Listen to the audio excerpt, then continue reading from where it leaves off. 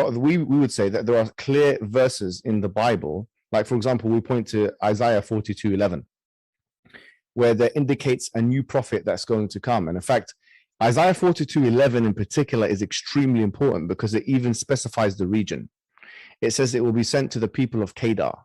And the people of Kedar, as in Genesis, Kedar was the son of Ishmael, and basically from him is the lineage of Muhammad, or the Arabs, if you like. Okay, if we read from verse 10, sing to the Lord a new song, and his praise from the ends of the earth. You who go down to the sea and all that is in it, you coastlands and you inhabitants of them. Let the wilderness and its cities lift up their voice, the villages that Kedar inhabits. Let the inhabitants of Selah sing. Let them shout from the top of the mountains. Let them give glory to the Lord and declare his praise in the coastlands.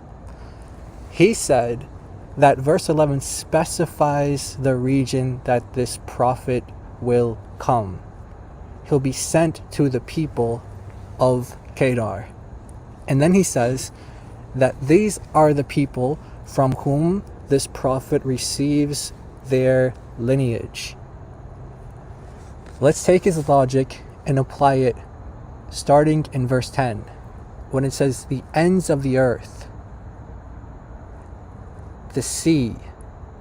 When it says the ends of the earth and the sea, does that mean that he gets his lineage from the ends of the earth? Does he get his lineage from the sea? Is he a sea person? Coastlands, does he get his lineage from the coastlands? The wilderness, does he get his lineage from the wilderness? Cities, does he get his lineage from the cities? Mountains, does he get his lineage from the mountains? And again, coastlands. What this is saying is that the servant of the Lord, who is the Messiah, an Israelite, not an Ishmaelite. It never says that he's an Ishmaelite or he's coming from Kedar or he's specifically going to the region of Kedar. No. What it's saying is that the salvation, the gospel, will reach Kedar. It will reach Selah. It will reach the ends of the earth. It will reach the sea. It will reach the coastlands. It will reach the mountains. It will reach all over. God's salvation, his love for all people, will reach all the ends of the earth. This nowhere states that the servant of the Lord is going to be a prophet that's sent to Kedar from Kedar, insinuating that it's Muhammad.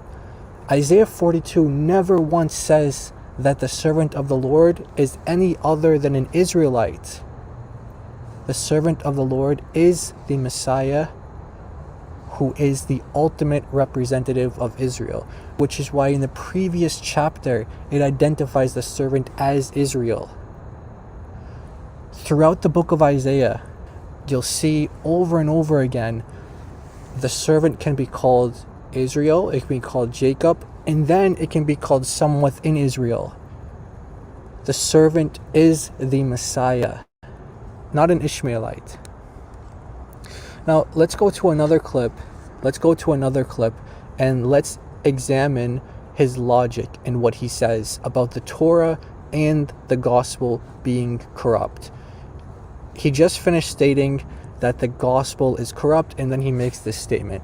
It's corruption. So what we believe is that what happens is with these books, you've had basically corruption happen to them. So we don't know what is part of that book and what is not part of that book. We don't know exactly what Jesus said and what isn't, because there is no clear chain of narration back to Jesus Christ. So he's saying that there's no chain of narration back to Jesus Christ. He doesn't know what is authentic and what's not authentic. Okay, if that's your standard for determining the truthfulness of a book, then please give us your chain of narration for the prophet Isaiah. Where is your chain of narration from Isaiah till today, this chain of narration that tells you that Isaiah 42 is a prophecy of Muhammad? Where is this chain that you can point us to for Isaiah? Obviously, he can't do that. And he's telling us that these books are corrupt, but yet there's prophecy in them. How can you go to a corrupt book to prove the truthfulness of your religion if that same book can be used to demonstrate the falsehood, the falseness of your religion? And this is just one small example of how Muhammad Hijab misinformed Jordan Peterson and his audience on Isaiah 42, which is not a prophecy of Muhammad. It is in fact a prophecy of the Messiah, the Son of God, the servant of the Lord. Not an Ishmaelite, not someone from Kedar, but in fact God incarnate, who took on flesh, became an Israelite. He is the true servant of the Lord.